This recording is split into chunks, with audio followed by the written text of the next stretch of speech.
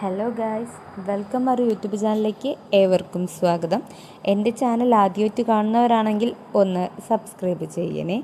അപ്പോൾ ഇന്നത്തെ വീഡിയോ അമ്പാടിക്കുട്ടന് നമ്മുടെ ആവണയങ്കാട് അമ്പലമുണ്ട്, അവിടെ ഒരു വഴിപാടുണ്ടായിരുന്നു. അപ്പോൾ അത് കൊടുക്കാൻ വേണ്ടിയിട്ടായിരുന്നു പോയിരുന്നത്.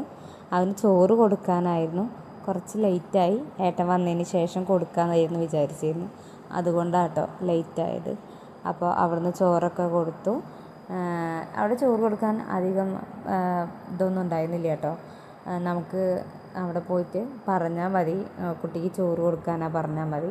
അപ്പോൾ അവിടെ നിന്ന് തന്നെ അവരവിടെ ഇരുന്നോളാൻ പറയും. അവിടെ നിന്ന് ഭക്ഷണമൊക്കെ ചോറൊക്കെ അവർ വിളമ്പിയെന്ന് പായസം എല്ലാതും ഉണ്ടാകും. അതൊക്കെ നമ്മൾ കൊടുക്കുക. അത്രയേ ഉള്ളൂ അവിടുത്തെ ഒരു വഴിപാടായിട്ടുള്ളത്. അപ്പോൾ അത് കഴിഞ്ഞതിന് ശേഷം ഞങ്ങളവിടെ നമ്മൾ ഗുരുവായൂർ വന്നിട്ട് ഗുരുവായൂരപ്പനെ ഒന്ന് കണ്ട് തൊഴുത് അതിന് ശേഷം നമ്മളൊരു ആനക്കോട്ടയിലോട്ടാട്ടോ വന്നിട്ടുള്ളത്. ഗുരുവായൂരിലെ ആനക്കോട്ടയ്ക്കാട്ടോ വന്നിട്ടുള്ളത്. അപ്പോൾ അമ്പാടിക്ക് ആന പറഞ്ഞാൽ ജീവനാണ്. അമ്പാടിയുടെ മാമനും ജീവനാണ്. രണ്ടാളും ആനപ്രാന്തന്മാരാണെന്ന് പറയാം. അത്രയ്ക്ക് ഇഷ്ടമാണ് ആനേനെ. ആനയുടെ ഒരു ഫോട്ടോ, അതേപോലെ വീഡിയോ, അമ്പാടി ഏറ്റവും കൂടുതൽ കാണുന്ന വീഡിയോ ആനയുടെ ഏട്ടാ. എപ്പോഴും നമ്മൾ ഫോണിലെടുത്ത് കഴിഞ്ഞാൽ അമ്മ ആനേനെ വെച്ചായോ എന്നാണ് അവൻ പറയാറ്. അപ്പോൾ അവൻ്റെ അച്ഛൻ ഒരു വട്ടം നമ്മൾ ഗുരുവായൂർ പോയപ്പോൾ ആനക്കോട്ടയ്ക്ക് കൊണ്ടുപോകാൻ പറഞ്ഞിരുന്നു. പക്ഷെ അന്ന് പറ്റിയിട്ടുണ്ടായിരുന്നില്ല കേട്ടോ.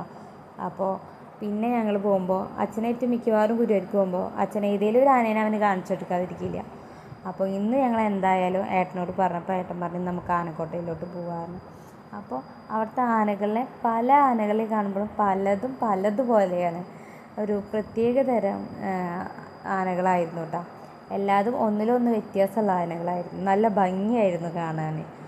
അപ്പോൾ ഞങ്ങൾ കുറേ നേരം ആനകളെടുത്ത് നിന്നു. ആനകളൊക്കെ അവനിങ്ങനെ നന്നായിട്ട് നോക്കുന്നുണ്ടായിരുന്നു കേട്ടോ. ആന എന്താ കാട്ടുന്നത് നമുക്ക് പറയാം, അമ്മ ആന അത് കഴിക്കുന്നു എന്നൊക്കെ അവൻ പറഞ്ഞിരുന്നുണ്ട്. അവന് അത് കണ്ടപ്പോഴേ നല്ല ഇഷ്ടമായിട്ടുണ്ടായിരുന്നു. പിന്നെ അതിൽ നല്ല ഭംഗിയുള്ള ആനകളൊക്കെ ഉണ്ടായിരുന്നു കേട്ടോ.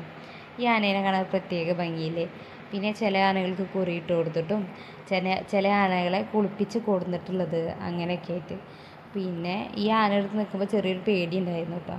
നമ്മൾ ചില വീഡിയോയിൽ കാണാറില്ലേ, നമ്മുടെ മേത്തേക്ക് ആന പട്ട എടുത്തിട്ട് എറിയുക, അതൊക്കെ ഇനി അതുപോലെയൊക്കെ ഉണ്ടാവുമോ എന്നൊക്കെ പേടിച്ചു കേട്ടോ. പക്ഷെ അങ്ങനെയൊന്നും ഉണ്ടായിരുന്നില്ല. കുഴപ്പമുണ്ടായിരുന്നില്ല ആനകളൊക്കെ. പിന്നെ മതപ്പാടുള്ള ആനകളൊക്കെ വേറെ സ്ഥലത്തോട്ടാണ് കെട്ടിയിട്ടുള്ളത്. പിന്നെ ഈ ആന എടുത്ത് പോയപ്പോൾ ഈ ആനയ്ക്കൊരു പ്രത്യേകത ഉണ്ടായിരുന്നു. പേരെന്താണെന്ന് എനിക്കറിയില്ല കേട്ടോ. പക്ഷേ ഈ ആന നമുക്ക് ഫോൺ എടുത്തിട്ട് ഫോട്ടോ എടുക്കുമ്പോൾ ആന പല പോസിൽ നമുക്ക് കാണിച്ചു തന്നിരുന്നു. ഈ ഒരു ആനേനെ ഞാൻ എപ്പോഴും നോട്ട് ചെയ്ത് വെച്ചിട്ടുണ്ടായിരുന്നു കേട്ടോ. അതേപോലെ തന്നെ ഇതിൻ്റെ തൊട്ടടുത്തൊരു ആന ഉണ്ട്. എപ്പോൾ നോക്കിയാലും ഇങ്ങനെ തല ആട്ടിയിട്ട് നടക്കണം കേട്ടോ. ഇതിൻ്റെ അടുത്തും കുറേ നേരം അമ്പാടി നിന്നു. ഡാൻസ് കളിക്കുക തോന്നുന്നു. ഒരു ഭാഗത്ത് നിൽക്കുന്നില്ല, എപ്പോഴും ഇങ്ങനെ ആടിയിട്ട് ഇതാക്കുന്നത്. അപ്പോൾ ഇതിനെ കണ്ടപ്പോഴും അവനൊരു കൗതുകം തോന്നിയിരുന്നു കേട്ടോ.